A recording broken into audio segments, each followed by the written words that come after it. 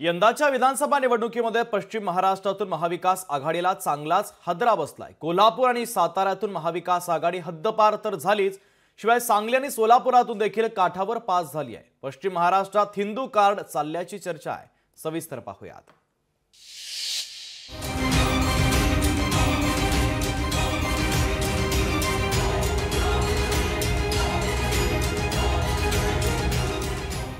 विधानसभेसाठी पश्चिम महाराष्ट्रातील चारही जिल्ह्यात मवियासह महायुतीने जोरदार ताकद लावली होती।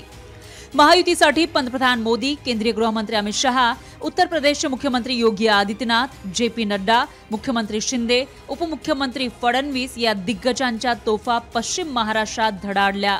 या सभांमधून जोरदार वातावरण निर्मिती झाली। त्याचा परिणाम म्हणजे कोल्हापूर साताऱ्यातून महाविकास आघाडी हद्दपार झाली, तर सोलापूर सांगलीत काठावर पास झाली। मवियाच्या अनेक दिग्गज नेत्यांना पराभव पत्करावा लागला आणि महायुतीचे सर्वाधिक उमेदवार निवडून आले। पश्चिम महाराष्ट्रातील विधानसभेचा निकाल बघितला तर कोल्हापुरातील 10 पैकी 10 ही जागा महायुतीला मिळाल्या। सोलापुरातील 11 पैकी मवियाला 5, महायुतीला 5 आणि शेकापला 1 जागा जिंकता आली। सांगलीतील 8 पैकी महायुतीला 5 आणि मवियाला 3 जागा जिंकता आल्या। साताऱ्यातील 8ही जागा महायुतीकडे आल्या।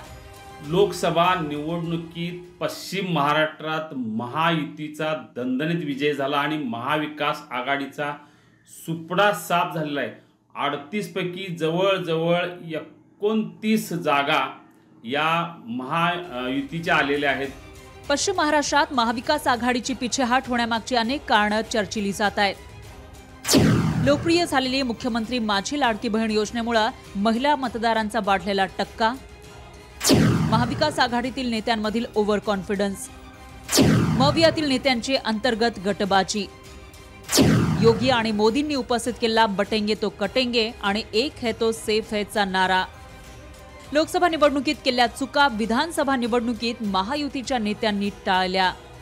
पश्चिम महाराष्ट्रात महायुती उमेदवारांना मिळालेलं हे अभूतपूर्व यश म्हणजे पुरोगामी मानल्या जाणाऱ्या जिल्ह्यात झालेला हिंदुत्वाचा शिरकावच म्हणावा लागेल। यामुळे महाविकास आघाडीतील नेत्यांची मात्र पुन्हा उभारी घेण्यासाठी मोठी दमछाक होणार हे निश्चित। सतेज औंधकर, लोकशाही मराठी, कोल्हापूर।